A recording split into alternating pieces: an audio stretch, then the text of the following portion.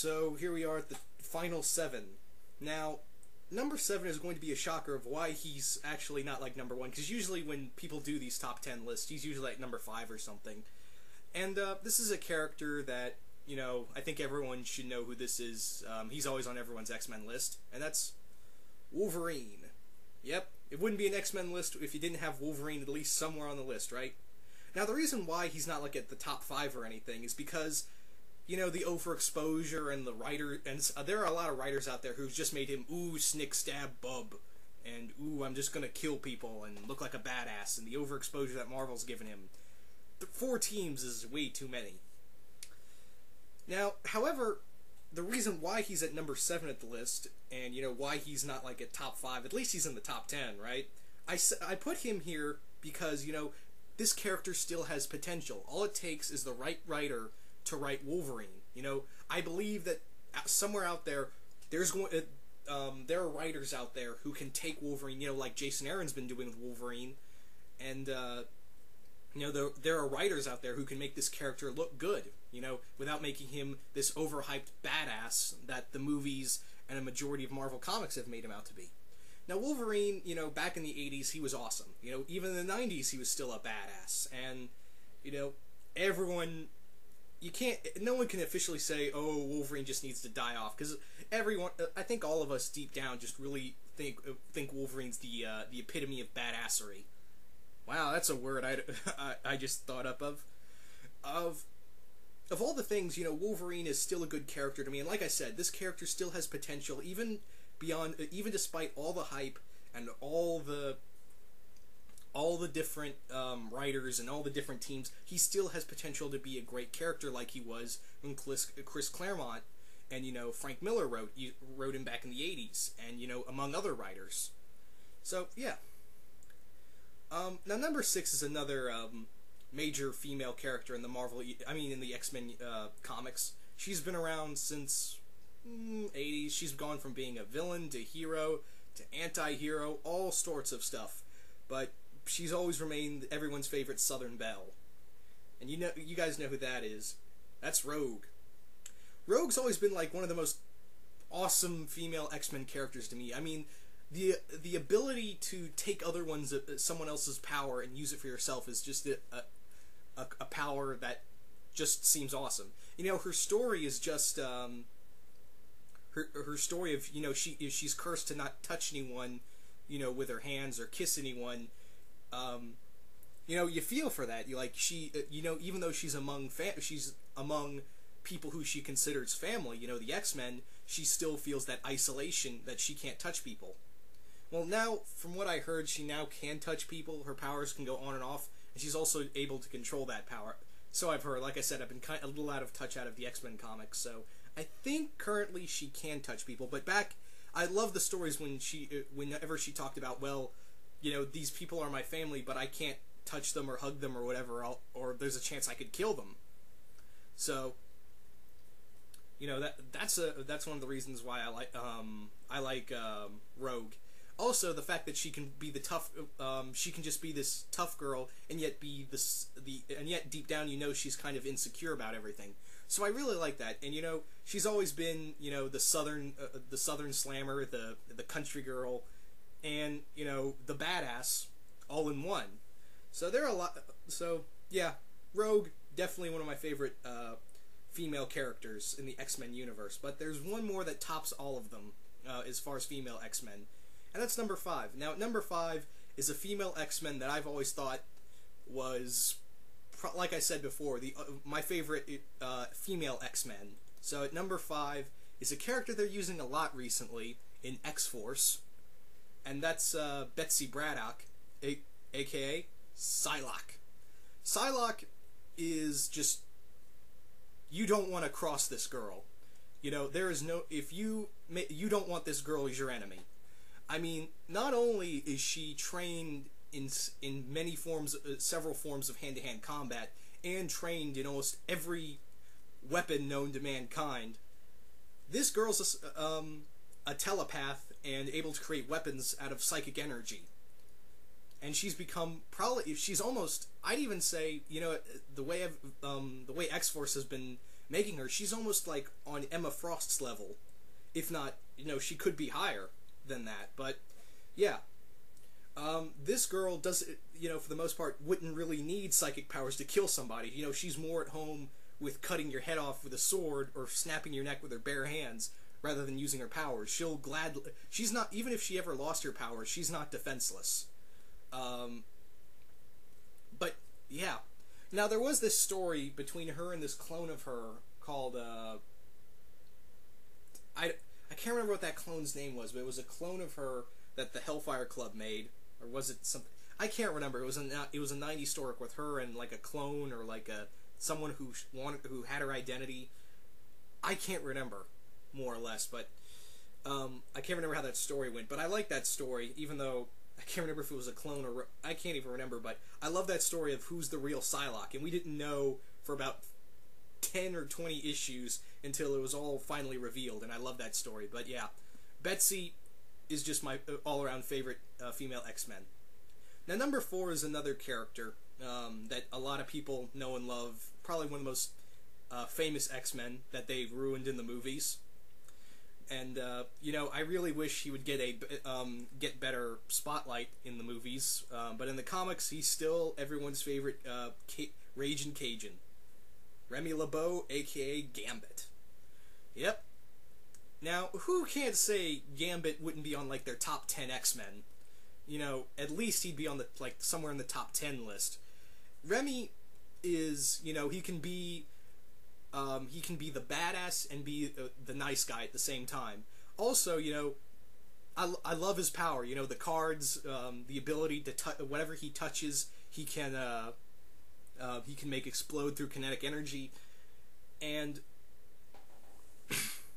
the fact that actually, like a lot of people, I was also introduced to Gambit through the 90s X-Men cartoons. That's where, this is actually my brother's favorite X-Men right here. Gambit is his favorite, and when we walked out of X-Men Origins, it was me, my brother, and one of my friends. We walked out, and he said, "Screw that movie, that wasn't Gambit. That was Han Solo with a stick."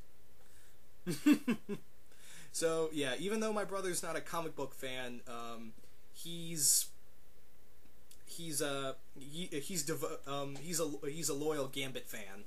So yeah. Now Gambit, I love Gambit's personality of being sly and having these great one-liners throughout the comics and the animated series, and the fact that he can he has this past that not even the readers know a lot about. We know bits and pieces of it, the major parts, but we don't know a majority of his life. There are other parts of his life that he did outside of the Thieves Guild that we don't know about, and I really wish they'd bring more to light about that, because Gambit is another character that if the right writer had him, you can do so much with this character, like I said about Wolverine. But yeah, I mean, there's a lot of more reasons I could go on, but we still got 3 more characters to cover, right? Anyway, moving on to number 3. Now, number 3 is another, better known X-Men. He's been around a while. Well, I should actually take that back, because he's recently passed away in the comics, but another version of himself is now taking up his place. That's none other than Kurt Wagner, aka Nightcrawler. Yep. Nightcrawler. Reason why he's at number 3 at the list, because he out of the top 3 X-Men, Nightcrawler and the other 2, these guys are very relatable to me. I mean, here, Nightcrawler. Reason why I say Nightcrawler is so relatable is because, he's this guy who's kind of has this faith. Sometimes his faith has confliction, and sometimes he can persevere through his appearance, and still have that happy attitude to him, despite people thinking he's looking like a monster, and still keeping up that upbeat personality to him. So that's one reason. The other reason is because the dude Nightcrawler, he may be a pacifist, but he's also a badass. I mean, the teleportation, the swordsmanship. I mean, this guy can use 3 swords at once, 2 in his hands and one around his tail, and is not to mention his teleporting ability, and sometimes he could pull off having a few jokes here and there, having these cool little one-liners here and there in the comics.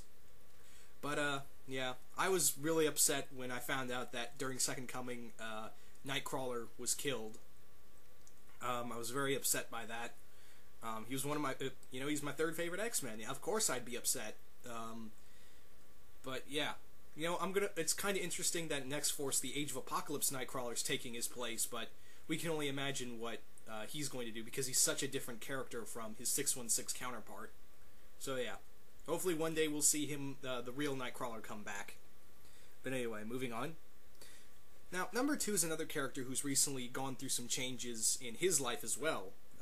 He's recently he's gone from one title to another in the recent comics. And he's taken up the title of a former enemy we all know as the Juggernaut. And who I'm talking about, basically, is Peter, a.k.a. Colossus. I can't believe I blanked out on his last name. Oh my god, I'm so stupid. I can be so dumb sometimes. I had a brain fart on his last name. But yeah, Colossus. Peter crap. Anyway, rather than, have another brain fart over his last name. Anyway, Peter has always been this, Colossus has always been one of my favorite X-Men. Here's another guy, probably one of the strongest X-Men on the team, and yet he's so soft-spoken, he's basically the X-Men's gentle giant. I've always loved his relationship with Kitty, his friendship with Nightcrawler and Wolverine. He was like a centerpiece to the team, and no matter how nice he is, he's probably one of the nicest guys in the Marvel Universe, and yet the worst stuff happens to him. His parents die. His sister died during the Legacy virus. She came back, but during that time, the worst stuff. It always seems like the worst stuff happens to Colossus, and it feels like he doesn't deserve it. Like this shouldn't happen to him. And recently, he's become the new Juggernaut. So, yeah, it's just one thing piling on to another for poor Colossus. But I still love the character. And now moving on to number 1. Now number 1 is going to be quite the shocker. Now he is one of the original 5 X-Men, and he's been around since the get-go, and recently he's joining other teams. And yeah, like I said, it's a total shocker, but this guy's my number 1. Remember guys, this is my list, and my favorite X-Men is Hank McCoy, aka the Beast. Yeah, you don't hear that much either. Yeah, the Beast is my favorite X-Men. I say that because this guy's very, here's a guy who looks like a total savage, but yet he's one of the most sophisticated men in the Marvel Universe. And, here this guy can be from being the smart guy to the savage in a heartbeat. And he's very relatable, another guy, like Kurt, he's this, people think of him as just a monster, while he's really another nice guy in the Marvel Universe. And he's I love that when you see one of character's appearance, but yet he turns out to be something completely different. He's been probably one of the original 5 X-Men. He's gone through a lot of changes. He's gone from being a guy with big hands and big feet to a blue furry monkey to a blue furry lion. Yeah. Now, like I said, they've really been bringing out. I've said this before. They're really bringing out Beast the most.